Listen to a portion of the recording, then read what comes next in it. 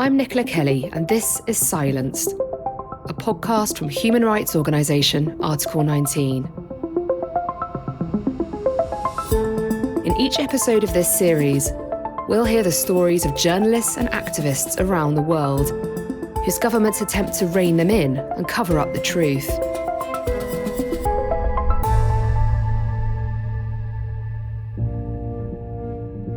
On the 15th of August 2021, Afghan journalist Zahra Joya was at her office, planning the day's news coverage for her media organisation Rukhshana.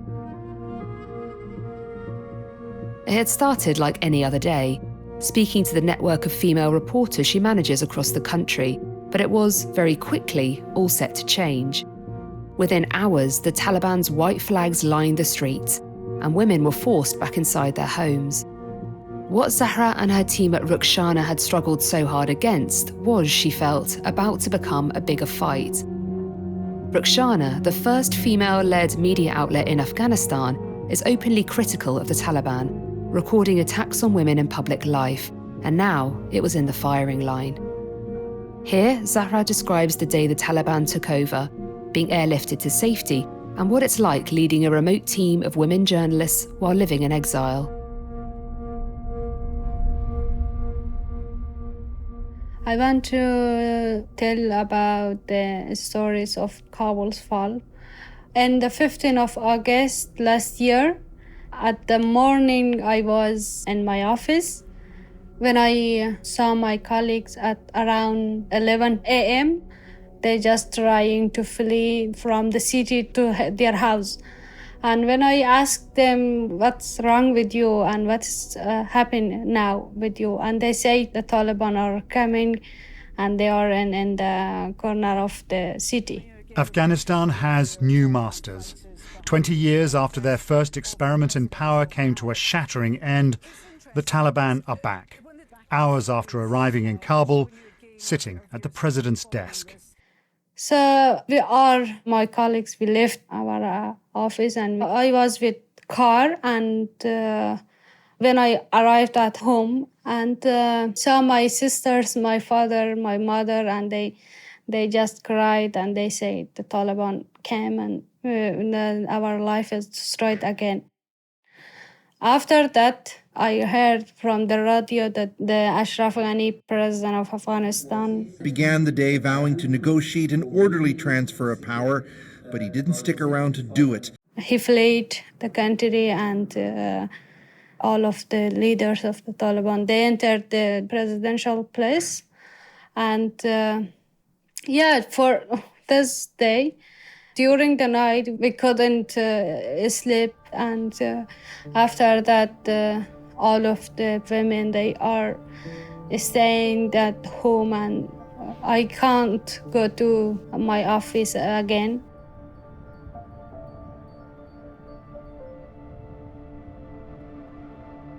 For 3 days, I was all the time at home, and one day, because on that time I worked with the Guardian for a project, and I decided to go outside to see the street, how is the situation.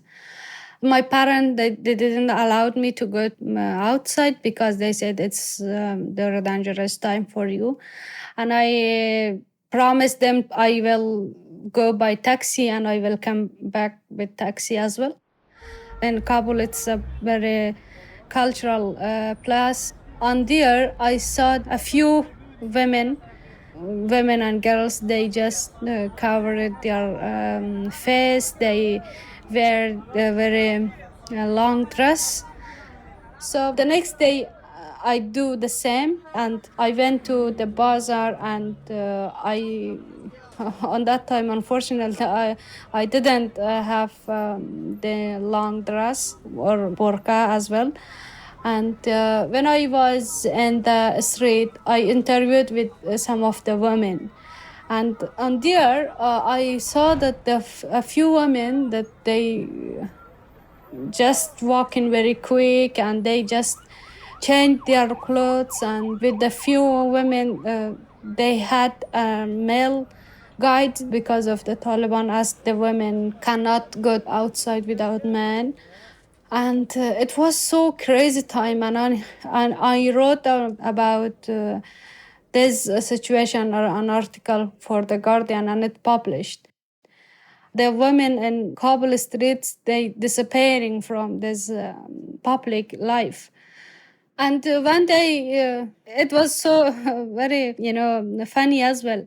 When I did the interview, I went to go to home, and in front of the one police station, when I saw the ranger car, I didn't think about the Taliban or any side in the city.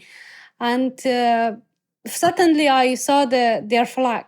And oh my God, I told to myself, oh my God, what's happened?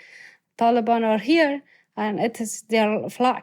Because I couldn't believe that so quickly the Taliban came in the city and they took power in Afghanistan. It upset me, and I start crying, and I say to myself, it is now that we lost everything, and you should believe it that the Taliban are here, and unfortunately we can't do anything more.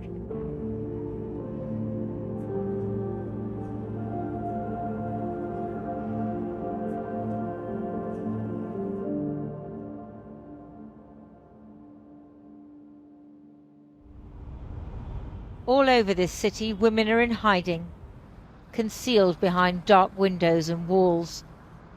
They'd worked for government, aid agencies, the security sector. The Taliban says they can carry on, all the while sending goons to threaten them if they do. From 15th of August up to 24th of August, I was at home.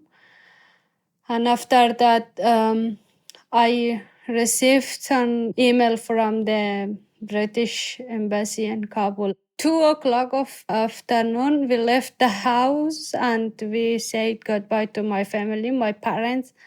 And we went to Kabul airport. There was a lot of people, and there was a lot of crowd around the airport. And I managed to get out from Afghanistan with my 3 sisters and one of my brother and one of my niece.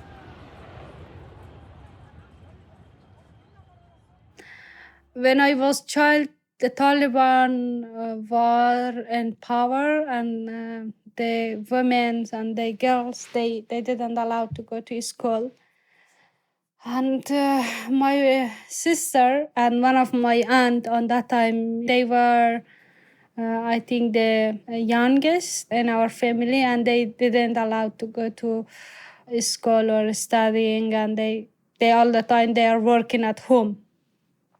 When I saw them, and because my grandfather, he was a good man, and he teach them, on that time I decided to go to school with my uncles. We were very friend together, and one of my uncle, he said to me, you should go with us to school. And my mom told him, Zahra, she's a girl and it's not allowed for her. And I decided to go with my uncle, and we decided to change my clothes as a boy. And after that, I was allowed to go to school. And my mom said, no, it's impossible because you are a girl and it's not your right to study or learn something. And I and my uncle, we decided very strong and we said it is not impossible. We will make it possible.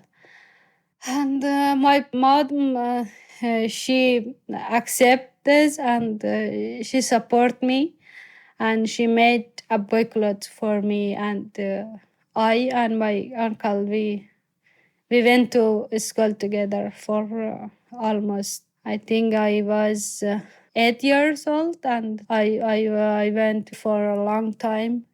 When I was 13 years old, after that I changed my clothes as a girl. Yes, it was a very good period in my life.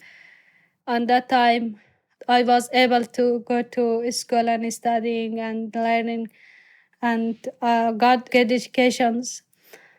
I was all the time with boys and in our village because I didn't accept to be a girl and should be stay at home. And all the time I was with boys and I played with them football. And so our school was very far. For almost 2 hours we had to go to school, and after the 2 hour back go home. And it was a long journey, but it was a beautiful journey in my life.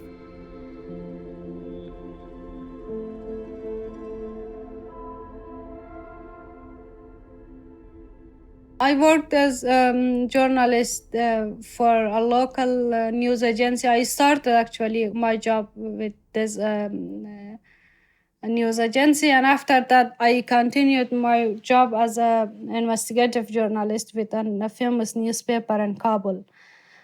I remember that one day at 6 a.m. at the morning time, I went for an interview with an official government employers. And when I was at his house, we talked about a lot of the corruption in inside of the government of Afghanistan. And I collected a lot of documents from him, and he helped me to. We published this report. It was in corruption, and when I get out from his house, I was walked with to my office, and I received an anonymous call, and when I answered the call, there was the other side of the telephone was a very man, and he asked me, I saw you are working as an investigative journalist, and be careful, we will find you. Of course we will find you. We know, I know where you live. I know all of your details. And I say to him, yes, I'm a journalist. I'm working. I don't have any enemy, and I don't have any problems with no person. If you have any problems, please come and I will talk with you, because it's not the way, it's not the solution. And after that, he ended his call, and I received some of the message from Facebook, Twitter, and I'm sure they were the Taliban soldiers.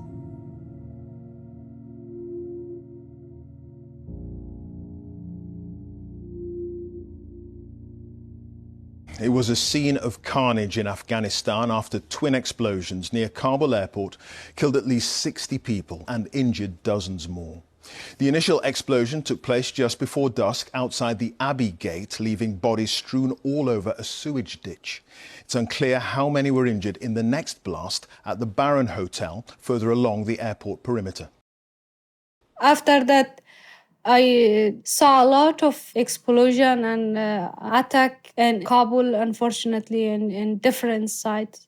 And one day, just a few minutes when I arrived at the place, one bomb exploded, and I was very, very near to this attack. And my mom told me that you should be careful, because it is very dangerous, and you should stop working as a journalist. And I didn't share the threat message that I received with my family, because when I start my job as a journalist, I worked for 3 years in hiding, because on that time, working as a journalist, especially female journalist, it was a big shame for the families. And I didn't say to my parents or to my families where I am working and what is my job, because they thought this is not the right work that I'm doing.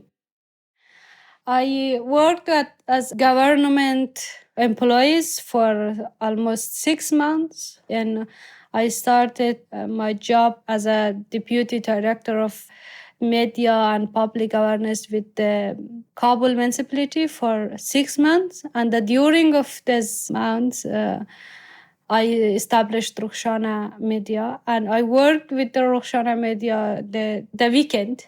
And when I worked as a journalist for different media outlets, unfortunately, most of the time I was only woman in the newsroom. And I heard about the gender equality a lot inside of the government office and the private office. But in the real, the gender equality didn't accept by the men, unfortunately. And when I talked with my colleagues, why here is not a lot of female journalists, they told me, female journalists, they don't have good quality, they don't have good capacity, and they don't have good experience to work as a journalist. And when I established Rukhshana, the main goal of my team was to teach the journalists, to allow them to know how we should work as a journalist. And I spent my money, my personal money, and when I received my salary from the Kabul municipality, every month I send this money to my journalist colleagues and ask them, please work for us in Rukhshana Media, and we will teach you how you should be a female journalist. And on that time, I had colleagues from Herat, from Ghazni, from Bamiyan, from Parwan, and we have some volunteer in Kabul. I talked with a female journalist in Kandahar, and I told her it is now our platform and we should work together, and I will pay you as well. And unfortunately, our time was very short, and the Taliban came suddenly and took power, and we didn't receive our goal. I do believe that 40 years of war in a country can really do some damage on the psyche of human beings. As brought about generations of very, very, very disturbed and violent men. For Rukhshana in the future, still we have planned to work for female journalists. Still we want to platform the women, because right now the most of women in Afghanistan, they lost their jobs, they lost their incomes, and we just want to help women who has a lot of story, a lot of pain, but doesn't have any platform to share with the others. And Rukhshana, of course, it is a platform for Afghan women. We will work as we can, and we will work with the female journalists to give them opportunity and keep them from, right now, unfortunately, after the Taliban took power, and female journalists, they're disappearing from the media landscape of Afghanistan because they are women, because of their gender. Right now, the half of population of Afghanistan, they are living in the gender regime apartheid, and they are facing a lot of restrictions, especially forced hijab, and all of the women, they lost their very basic rights. Millions of teenage girls, they can't go to school. So it is good for me now to work in this crisis situation for the women in Afghanistan.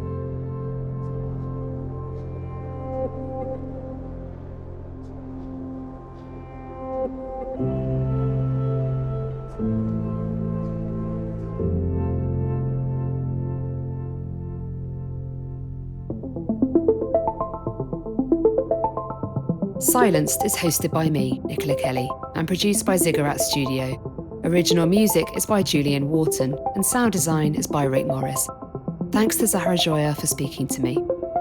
We're nearing the end of the series now, with just one episode before a summer break, but we're hoping we'll be back in the autumn. And you can always listen to some of the other stories we featured with journalists and activists around the world. Thanks for listening.